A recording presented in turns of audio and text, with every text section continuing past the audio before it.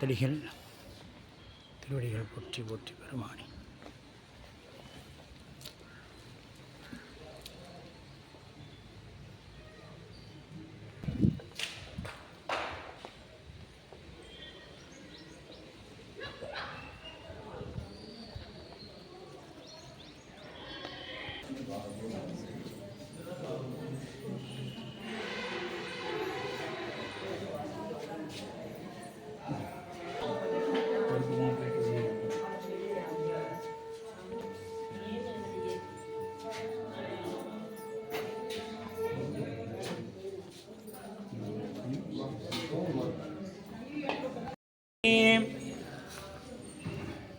நாம் இருக்கக்கூடிய இந்த தலம் இன்றைய தரிசனத்தில் 4வது திருத்தலமாக போற்றப்படக்கூடியது திரு பல்லவனித்தரம் என்கின்ற இந்த திருத்தலம் காலையில் திருவெண்காடு, அன்னப்பன்பேட்டை,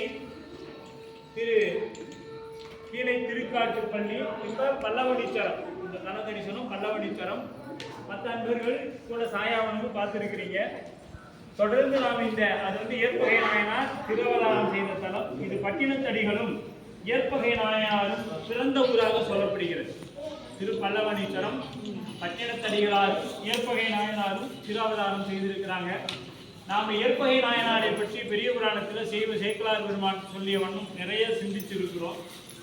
எதையுமே அடியார்கள் கேட்டா இல்லேன்னு சொல்லாமல் கொடுக்கக்கூடியவர். அது மட்டுமல்லாது இந்த பூம்புகார் பட்டினமாக விளங்கக்கூடியது. பட்டினத்தடிகள் இறைவனோட குபேரனா இந்த பக்கமா வான்வெளியில போய் கொண்டிருக்கும் பொழுது இந்த நகரத்தை பார்த்து ஒரு ஆசைப்படுகிறார். ஆகா, இந்த நகரம் எவ்வளவு அழகாக இருக்கிறது என்று. பெருமான் பார்த்தா, உனக்கு என்ன இந்த நகரத்துல பிறக்கணும்னு ஆசையாக குபேரா, நீ போய் பட்டினத்தடிகளா பிற அப்படின்னு சொல்லி பட்டினத்தடிகளாக இங்க வந்து பிறக்கிறார். அப்பவே 6000 கோடியை துறந்து விட்டு தான் ஒரு துண்டை மட்டும் ஒரு கோவணத்தை கட்டி கொண்டு வீட்டை விட்டு வெளியே போனார். ஏன்னான்னு பார்த்தீங்கன்னா ஒரே ஒரு சொல், நமக்கு அந்த 1000 சொல் சொன்னாலும் நமக்கு அந்த பக்குவம் இல்லை. காதற்ற ஊசியும் வாராது காணும் கடைவழிக்கே என்னும் ஒரே ஒரு வார்த்தை அவர் வாழ்க்கையவே புரட்டி போட்டது. அந்த அளவுக்கு சிறப்பு வாய்ந்த பெரியவங்கள்லாம் தரிசனம் பண்ணதெல்லாம் அவர் நீங்கள் வரும் பொழுதே பார்த்தீங்கன்னா நம்மை கைகூப்பி நின்று கொண்டிருப்பார் பட்டினத்தடிகள். துறவியே அவர் போல துரத்தல் அரிது, மிக மிக அரிது. யாராலையும் துறக்க முடியாது. தன் தாயை தவிர மற்ற அத்துணை பேரையும் துறந்து நின்றார்.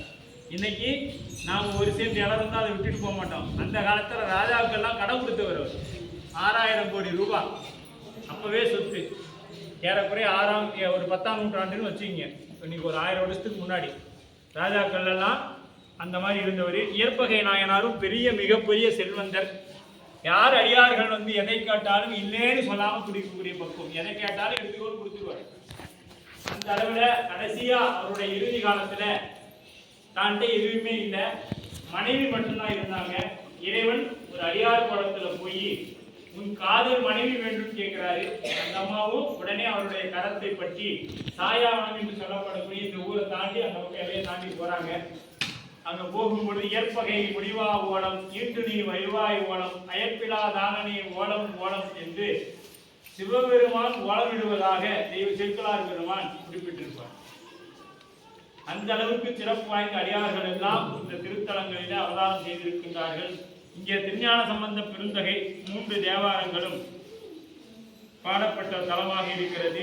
இது அகத்தியர் உண்டாக்கிய தனவி திருக்குளம். அங்கு முன்னாடி இருக்கக்கூடிய திருக்குளம் அகத்திய பெருமானால் உருவாக்கப்பட்ட திருக்குளம். இங்கே இருக்கக்கூடிய ஒரே சன்னதியில் பைரவர், சனீஸ்வரர், சந்திரன் ஆகியவர்கள் இருப்பாங்க. சுவாமி மிகவும் அற்புதமானவர். தீர்த்தம் காவிரியாறு, தலம் திரு பல்லவனீஸ்வரம், மூர்த்தம் பல்லவனேஸ்வரர், இறைவி சௌந்தரநாயகி என்று சொல்லப்படுகிறது. அடுத்தது நாம மேற்பெரும்பள்ளம் என்கின்ற திருத்தலத்தை தரிசனம் பண்ண இருக்கிறோம். கொஞ்சம் விரைவாக வந்தீங்கன்னா அடுத்து இன்னும் ஒரு 2 தலம் பார்த்துட்டு மதிய உணவுக்கு போகலாம். திருச்சிட்டு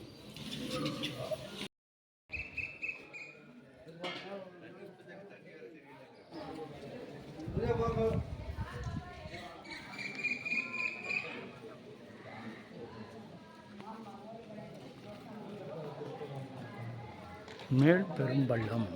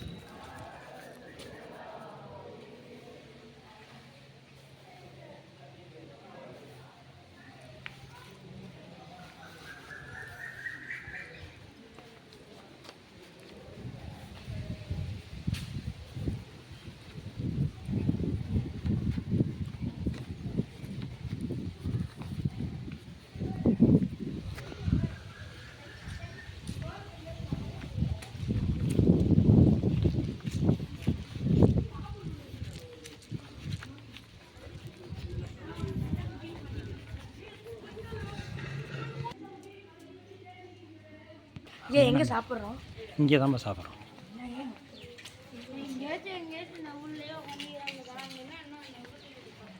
வேண்டியதான்.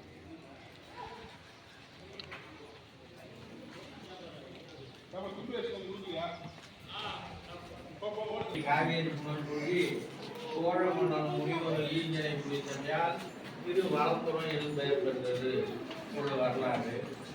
காவேரிக்கு வலது பக்கமா கோவில் அமைஞ்சிருக்கிறதுனால திரு வளம்புரம் அப்படின்னு சொல்லி சொல்லுவாங்க. அந்த முனிவர் இங்கே சுவாமி வழிபட்டு ஜீவ சமாதி ஆத்திரை மகிழ்ச்சி ஆத்திரை போட்டோம். இங்கே மகாவிஷ்ணு பூஜை பண்ணியிருக்கார். ஜலந்தரங்கிட்ட போர் புரியும் போது ஆயுதங்களை எல்லாம் சொல்கிறான். இங்கே வந்து பூஜை பண்ணி ஆயுதங்களை மகாவிஷ்ணு தலத்தில் இறைவனை பூஜித்து சக்கராயுதம் பெற்றார் என்று வரலாறு. இங்கே பாடலை இங்கே கேட்கணுன்னே சொல்லி நனிப்பள்ளி பார்க்கணும், நல்லார் பார்க்கணும், விடைமருது போகணும், திருவாரூர் போய் சேரணுங்கிற நோக்கத்தில் அவர் வராரு. சுவாமி இங்கே வரமாட்டார் கொடுக்க ஒரு பாட்டை கேட்கணும்னு சொல்லி முடிவு பண்ணியிருக்கார். அப்போ கூட்டத்தோடு கூட்டமாக நாவுகத்தர் வரார், முன்னே போயிடுறாங்களாம் காட்டு வழி. அப்போது சுவாமி அங்கே தோன்றிடுறாரு. அவருக்கு முன்னாடி அப்படி வேகமாக போகிறாராம். எங்கே சுவாமி போகிறீங்கிறாராம். நான் ஒரு அடியாரப்பா, நான் எங்கேயும் போவீங்க அதை நீ கேட்குறேங்கிறாராம் சுவாமி. நானும் அடியார் தான் சுவாமி, ஆக்கூருக்கு போகணும் வழி தெரியலங்கிறாரா. நானும் அங்கே தான் போகிறேன், என் பின்னாடியே வாங்குறேன். சரின்னு சொல்லிட்டு வராராம். அப்படி வராராம், அப்படி போகிறாராம், மறையிறாராம், வாங்குறாராம், இங்கே போகிறாராம், போக்கு காட்டி இங்கே கொண்டு வந்து விட்டு உள்ளே போகிறார். சுவாமி மறைஞ்சு விடுறார். நாவுகாரர் ஜெக ஜப்பி நிற்கிறார். அடியார்கள்லாம் சுவாமி வந்தீங்க அப்படியே மறைச்சி போயிட்டீங்களே, என்ன காரணம்? இல்லை, நான் போக வேண்டிய இடம் வேற, சுவாமியை ஆக்கிக்கிட்டு கொண்டாந்து விட்டுட்டு உள்ளே போனார், மறந்துட்டார் ஐயா. ஆகா, நீங்கள் சுவாமியை பார்த்தீங்களே, எப்படி இருந்தாருன்னு கொஞ்சம் சொல்லுவோம்னு சொல்லி அடியார்கள்லாம் ரொம்ப பவ்யமாக கேட்குறாங்க. அப்போ சொல்லோவியமாக சொல்கிறார். திருத்தாண்டகத்தில் பட்டுடுத்து பவளம் போல் மேனியெல்லாம் பசுஞ்சாந்தம் கொண்டறிந்து எட்டெடுத்து நடமாடி இங்கே வந்தார்க்கு ஊரில் எப்பெருமா ஆவி விட்டுணுமாறு செய்து வேறோர் பதிவுக போவார் போல வட்டணைகள் பட நடந்து மாயம் பேசி வளம்புறமே புக்கங்கே பண்ணினாரே. பட்டு உடுத்திக்கிட்டு இருந்தார் ஐயா. பவளம் போல மேனி பசுஞ்சாந்த வீபதி அணிஞ்சிருந்தார். என்ன மாய பேச்சு பேசி அப்படி காட்டி இப்படி காட்டி போக்கு காட்டி இப்படி கொண்டாந்து விட்டு உள்ளே போனார், மறைஞ்சு விட்டார் அப்படின்னு சொல்லி சொல்கிறாருங்க. அடியார்கள்லாம் விடல. நீங்கள் ஆகாய மார்க்கமாக உங்களை சுவாமி ஆட்சி வந்தாரா, தர மார்க்கமாக வந்தீங்களா, எப்படிலாம் ஆட்சிட்டு வந்தாருங்கிறத கேட்குறாங்க. அப்போ சொல்கிறார், மண்டலந்த மணிவண்ணர் தாமும் மற்றரை மறைய வானம் வரும் சூழல் என்று கண்மறிந்த திரு நெற்றியுடையார் ஒற்றரை கதனாக கையுடையார் காணீர் என்றே சித்தமுடையவர்கள் பின்பில் செல்ல வயல்கள் புடைசூழ் மாட வீதி வளம்புறமே புக்கங்கே பண்ணினார். அவர் எங்கள் அடியாருக்கும் அடியார நான் நடத்தி தான் ஆட்சிட்டு வந்தார். எங்கே பார்த்தாலும் விளைநிலங்கள் குறுக்கு குழுங்குது, ரொம்ப அழகான இடங்கள், வீதி வீதியாக நடத்தி ஆட்சிட்டு வந்தார். நான் ஆக்கூருக்கு போகணுன்னா நாளைக்கு போனால் இன்னைக்கு இங்கே வான்னு சொல்லி ஆட்சிட்டு வந்தார். யாரை பார்த்தாலும் மகான்களாகவே தோணுது. அப்படிலாம் நடத்தி தான் ஆட்சி கொண்டாந்து விட்டுட்டு உள்ளே போனார், மறைஞ்சு விட்டாருங்க அப்படின்னு சொல்லி சொல்கிறாருங்க. திருத்தாண்டகத்தில் 13 பாடல்கள் உங்கள்கிட்ட இருக்கும். பாடல்கள் ரொம்ப அற்புதமான பாடல்கள், ஒன்று ஒன்று நெஞ்ச உருக்கும். தேவாரத்தில் பார்த்தீங்கன்னா 10 பதிகம் பாடுறாரு. முதல் பதிகம் தென்திரையோங்கி யோதஞ்சென்றடி வீழங்காலை தொண்டரை தண்டர் கோணை தொழுதடி வணங்கியப்போ வண்டுகள் மதுக்கள் மாந்து வளம்புறத்து அடிக்கடமை கொண்டுணர் கீதம் பாட குடியிழகர் தாம் இருந்தவாறே. விளக்கம் புரியுதுங்களா? கஷ்டம். தென் திரை என்றால் கடல், திரைக்கடல் ஓடி திரைவேன் தேடும் சொல்லுவாங்க பெரியவங்க. தென் திரை என்றால் கடல். ஆயிரக்கணக்கான வண்டுகள் தாமரையில் இருக்கிற தேனை குடிச்சுட்டு மது அருந்திய வண்டு போல ரீங்காரம் கொட்டுறாங்க. வண்டு இனம் கூடிய ஆறுங்கிறாரு. அவ்வளவு வண்டுகள் தேனை குடித்தோம்னா அதுக்கு ஒரு ஆனந்தம், மயக்கம். அது அந்த மயக்கத்தில் ரீங்காரம் கொட்டுது. அந்த நாதம் யாழ் மீட்டை போல வரணும் அழகாக. சுவாமி அதை கேட்குறாராம். கேட்க கேட்க மதிமயங்கி வளப்புறத்திலேயே இருக்காராம். சுவாமி வேற எங்கேயும் இல்லை, இங்கேதான் சார் அப்படின்னு சொல்லி நாவும் கற்று சொல்கிறார். அம்பாளை சொல்லுவார், மடுக்களில் வாழை வாய, அதாவது 2வது பதிகம். மடுக்களில் வாழை வாய வண்டினம் இருந்த பொய்கை மிடுக்கள் என்று தம்மிற் பிணை பயின்றனை வரால்கள் தொடுத்த நன்மாலை ஏந்தி தொண்டர்கள் மரவியத்த வடித்தடங்கண்ணி வாகர் வலம்புறத்தில் இருந்தவாறே அப்படிம்பார். மடு என்றால் பள்ளம், பொய்கை என்றால் ஆறு. அந்த வரால்களும் செயல்களும் அழகாக பாயுதான் தண்ணியில். தாமரையில் இருக்கிற அந்த வண்டு அந்த அழகை கண்டு மிடுக்குன்னு சிரிக்கிறான். அவனுக்கு அழகு தமிழ், அவங்க தமிழாக பாடுறாங்க. மிடுக்குன்னு சிரிக்கிறான். தொண்டர்கள்னால் உங்களை மாதிரி அடியார்கள்லாம் பரவியத்தை எங்கே பார்த்தாலும் பரவலாக சாரையாக வராங்களாம். ஜாதி புஷ்பங்களை மாலையாக கொடுத்து எடுத்துக்கிட்டு இந்த அம்பாளுக்கு ஆத்மார்த்தமாக அர்ச்சிக்கிறாங்களாம். அந்த ஆனந்தத்தில் வடித்தடங்கண்ணி பாகர் வலம்புறத்தில் இருந்தவாறு அப்படிங்கிறார். சுவாமி அம்பாளும் எங்கேயும் இல்லை, இங்கே தான் இருக்காங்க அப்படின்னு சொல்லி நாவுக்கரசர் நம்மளுக்கு பாடல் மூலமாக சொல்கிறார். அதுக்கு பார்த்தீங்கன்னா ஒரு சான்று, மகாவிஷ்ணு ஜலந்தரங்கிட்ட போர் புரிகிறார். அவன் அரக்கன், பெரிய கடல் அரக்கன். யுத்தம் பண்ணும்போது ஆயுதங்களை எல்லாம் பறிச்சுடுறான். நிரபராதியாக நிற்கிறார். இழந்ததை பெறணும், போக்கு இடமில்ல, கைலாயம்தான் போகணும். அங்கே போய் பார்க்கும்போது சுவாமி காணும், அம்பாளையும் காணுமா. இங்கே பார்க்குறாரு, அமைதியாக உட்காந்துருக்காங்களாம். இன்னைக்கும் அமைதியாக தான் இருக்காங்க. அடியன் 5 வயசுலேருந்து தொண்டு பண்ணிட்டு இருக்கேன். 47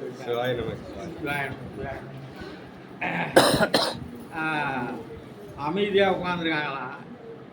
இங்கே வந்து பூஜை பண்ண வர இந்த அம்மா சொல்கிறாங்க, நீங்கள் போய் திருவிழிமலையில் போய் சுவாமியை வழிபடுங்க, உங்களுக்கு வரத்தை கொடுப்பாருன்னொடனே லட்சுமி தேவி இந்த அம்மாக்கிட்ட விட்டுட்டு அங்கே போய் தினந்தோறும் 1008 மலர்களை கொண்டு அரிசிக்கிறார்.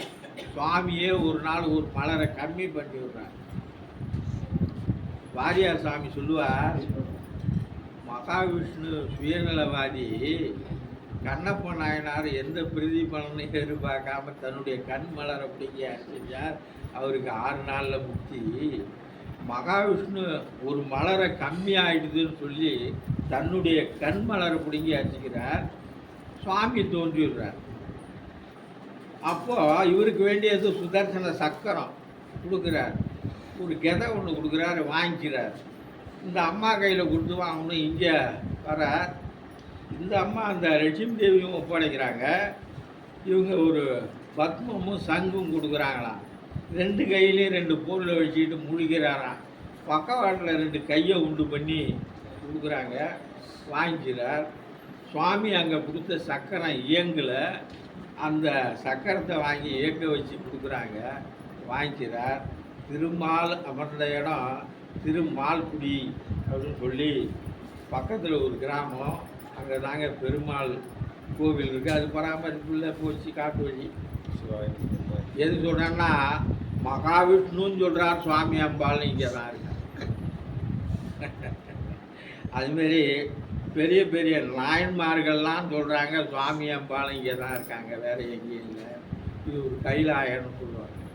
அவர் சுந்தரர் சொல்லுவார், பனை மரத்தை பற்றியே பாடுவோம். பனை மரம் தான் எனக்கினி தினைத்தனை புகழிடம் அறிந்தேன் பனைக்கனி பழம் போடும் பறவையின் கரைமேல் எனக்கு இனியவன் தமர்க்கும் இனியவன் என்று எழுமையும் இடம் வளம்புறமே அப்படிம்பார்.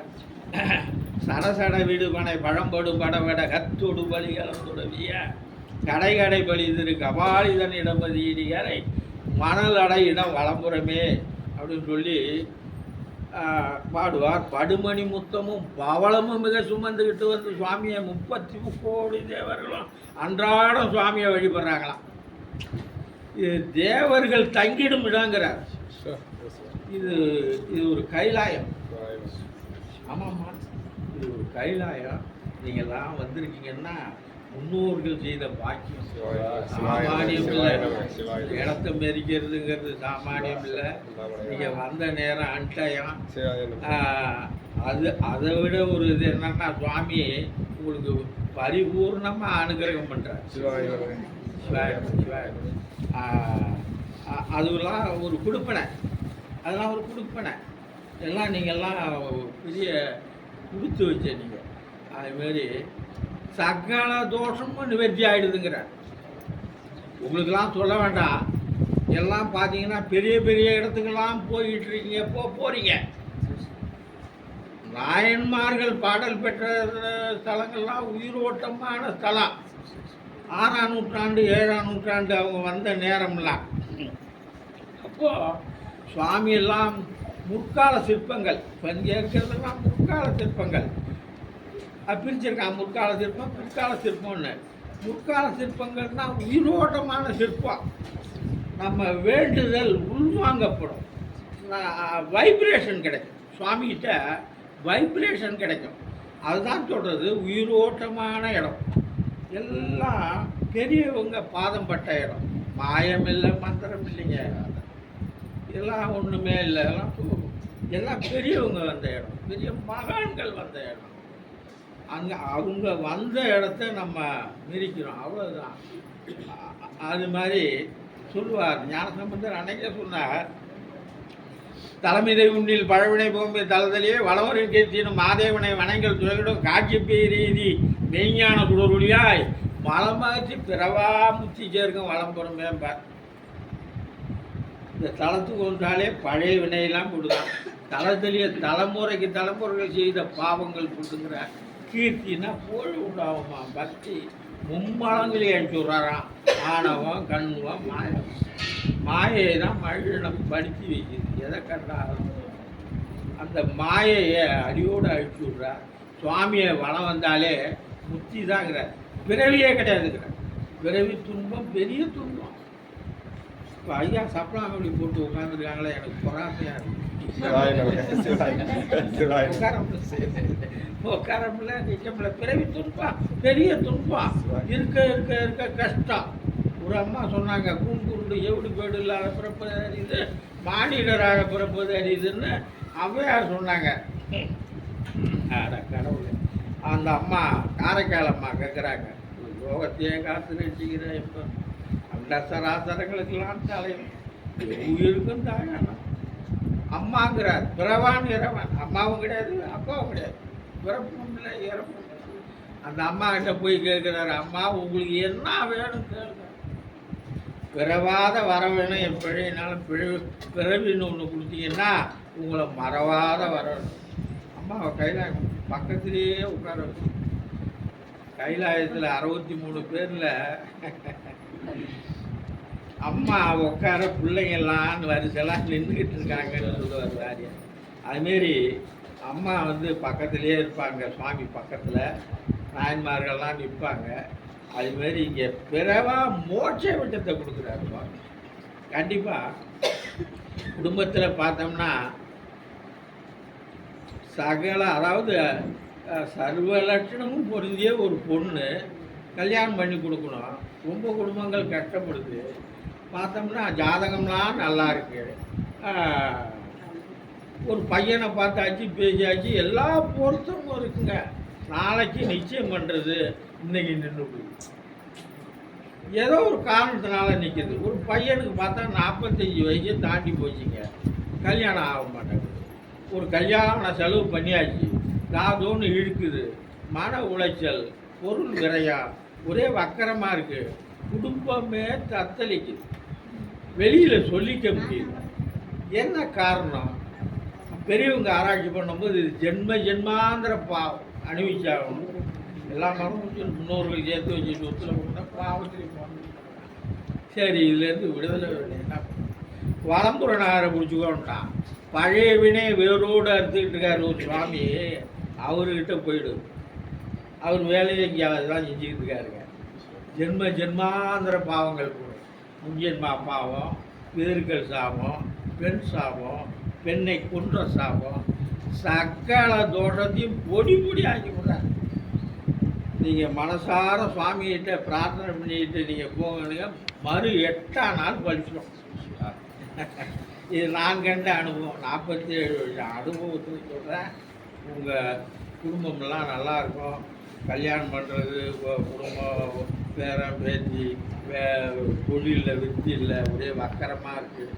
இது மாதிரிலாம் இருக்கிற ஒரு குடும்பங்கள்லாம் பல வகையில் கஷ்டப்படுறாங்க. கஷ்டம்னா அளவு கிடந்த கஷ்டம். பெற்றவங்களுடைய கடமை பொண்ணை கல்யாணம் பண்ணி கொடுக்கணும், பையனை கல்யாணம் பண்ணி கொடுக்கணும், பேரன் பேத்தியை பார்க்கணும், முடியலையே. வெகு பேரை பார்க்குறேங்க ஐயா. பார்த்தா இழந்துட்டு வராங்க. இழப்பு தான் ஜாஸ்தியாக இருக்குது. காரணம் என்னன்னா, இந்த பெண் சாபம் விட்டுட்டு தேடாது. அக்கு வேறு ஆணி வேறு பிரிச்சுக்கணும், குடும்பத்தையே பிரிச்சு. ஜாதகக்காரன் சொல்ல மாட்டான். அவன் தலையெழுத்து என்னன்னு கேட்டால் 10ஆம் இடத்தை தொட மாட்டான். அவன் 10ஆம் இடத்துல அவனுக்கு தெரியும் இந்த ஜாதகக்காரனுக்கு இதுதான் நடக்க போகுதுன்னு சொன்னால் நம்மளுக்கு பயம் வரும்.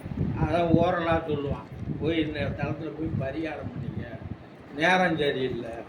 ஆமாம், அது தேவராட்சி, அது சொல்லக்கூடாது. அதனால் அந்த மாதிரிலாம் சொல்லுவாங்க. அந்த மாதிரி உள்ள ஒரு தோஷங்கள்லாம் இங்கே பொடி பொடி ஆகிடுச்சு. அது நிச்சயமாக ஆகணும். ஏன்னு கேட்டால் எல்லாம் பெரியவங்க வந்த இடம்.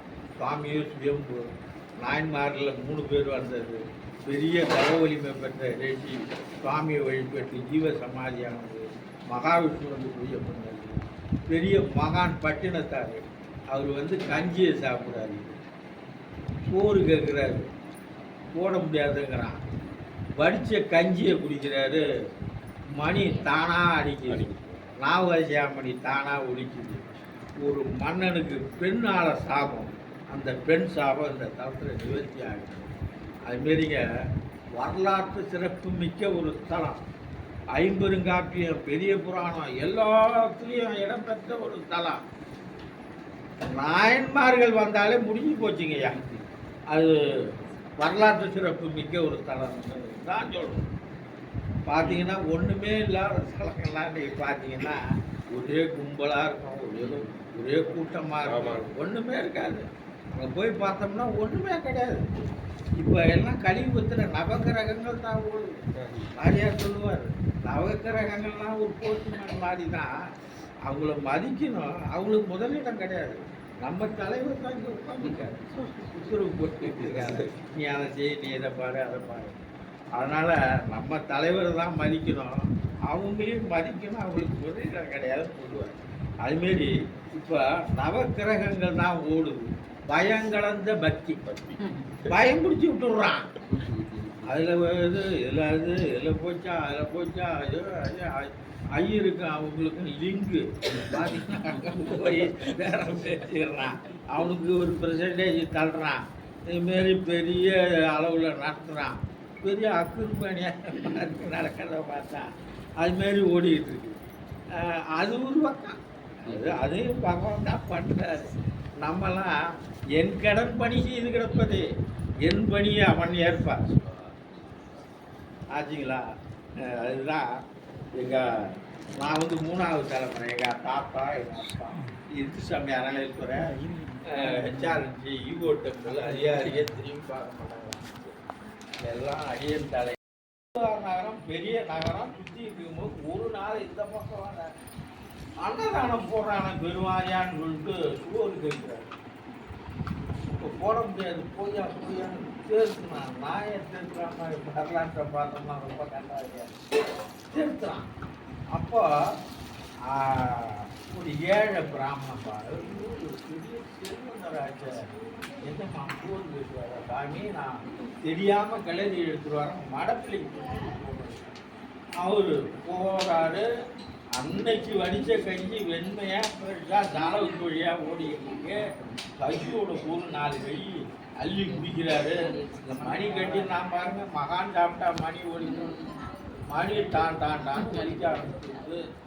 ராஜா மந்திரிலாம் பார்க்குறான், யாரோ மகான்கள் சாப்பிட்டுட்டு இருக்காங்க, போய் பாருன்னா இலை போட்டபடி இருக்குது, பூஜை வச்சாங்களே, யாரும் சாப்பிடல, மணி மொழி யார் சாப்பிட்டாங்க சாத்திரா கருதுன்றான், கட்டுமையாக விசாரிக்கிறான். அந்த ஐயா சுவாமி பட்டத்தார் வந்தார், சாதம் கேட்டா இல்லைன்னு கையை குடிக்கிறாரு. மணி கொண்டாந்து விட்டோன்னா எல்லாரும் சுற்றி வந்து நமஸ்காரம் பண்ணிடுறான். ஏன்ப்பா என் காலை விட்டு நான் பசி கையை விட்டுருக்கேன். சுவாமி நீங்கள் 1,00,000 பேருக்கு சமமானவர், உங்களால் இந்த தளத்தில் எனக்கு பெண் சாபம் நிவர்த்தியார் அப்படின்னு சொல்லி அவருக்கு ராஜ உபஜனை பண்ணி அனுப்புறாங்க. பட்டினத்தார் வரலாறு 10 நாள் திருவிழா இங்கே நாட்டுக்கோட்டை செட்டியாருங்க நடத்துவாங்க. பூவாரில் ஒரு நாள் திருவிழா இங்கே உண்டு, கஞ்சி வார்த்தல் திருவிழா. ஆமாங்க, இங்கேருந்து தான் பட்டினத்தார் போய் தாயாருக்கு இறுதி சடங்கு பண்ணுற நிகழ்ச்சி. அதுமாரி வரலாற்றில் வருதுங்க. நம்ம ஐயா சொல்கிற மாதிரி நம்ம பொய்யான தகவல்லாம் சொல்லுங்கிற அவசியமே இல்லை, எல்லாம் கல்வெட்டில் இருக்கு. அத்தனையுமே இப்போ ஐயா சொன்னாங்க அப்படின்னா பலவினை அப்படின்னு சொல்கிறாங்க. உங்களோட பலவினை எல்லாம் கழிஞ்சிரும் அப்படின்னா அதுதான் சஞ்சீத வினைன்னு சொல்லும். சித்தாந்தத்தில் சஞ்சீத வினை அது வந்து நம்ம செயல்பாட்டுக்கு வராது இருக்கக்கூடிய வினைகள். பலவினை நாம் எப்போ பல பிறவிகளில் செய்தது அத்தனையும் இந்த தளத்துக்கு வந்தது போதுன்னு ஐயா சொல்கிறது உண்மைதான். அது மாதிரி இங்கே நடந்துருக்குது. அப்பர் சாமி தேவாரத்துலையும் இருக்குது. ஐயா நம்ம இதெல்லாம் படித்து தான் நம்ம தெரிஞ்சுக்கணும். இவங்க பெருமான் கூடவே இருந்து அந்த வளம்புரிநாதர் வளமாக வச்சு இவருக்கு எல்லாம் சொல்லி தராங்க. ஏன்னா அவர் கூடவே வளர்றதுக்கும் நாம் வந்து உரம்புறீங்க, அவரோட பையன் அந்த உரிமையில் அவர் சுவாமி எவ்வளோ அணுக்கமாக இருந்து சாமி இப்போ நாம் வந்து பார்த்தீங்கன்னா ஆச்சாரமாக தான் உள்ள வரணும். அப்படி எப்படி இருந்தாலும் சாமிகிட்ட போகணும். ஏன்னா அவரோட பையன் அவர் அந்த அளவுக்கு நெருக்கமாக இருக்கிறதுனால தான் இவ்வளோ சாதாரணமாக எல்லா செய்தியும் நமக்கு உட்காந்த மாதிரி அப்படியே நாம்லாம் படிச்சுட்டு வந்து ஒரு குறிப்பெடுத்து வச்சு பேப்பரை பார்த்து சொல்லணும். அவங்க அப்படி கிடையாது. எல்லா நிகழ்வும் இப்போ பட்டினத்தடிகளோட நிகழ்வு, அப்பர் சாமியோட நிகழ்வு, வினை கொள்கை பேசுகிறார். அப்போ வினை கொள்கை ஐயா சித்தாந்தம் படித்தாரா இல்லையான்னு நமக்கு தெரியாது. ஆனால் நாம் போய் படித்தோம்னா தான் தெரியும். ஆனால் அவர் பெருமானுக்கு உணர்த்த அதை சொல்கிறார். பலவினை போகுதுன்னு எப்படி சொல்ல முடியும்? அந்த பலவினைனா என்ன, இதெல்லாம் நமக்கு தெரியணும். அந்த அளவுக்கு சாமி அவருக்கு உடனாக இருந்து உணர்ந்திருக்கிறாரு. ஆகவே தரிசனம் பண்ணிவிட்டு நம்மால் ஆண்டதை நம்மால் ஈண்டதை அவங்களுக்கு காணிக்கையாக கொடுப்போம். கொடுத்துட்டு உணவு போடுறோம். ஐயா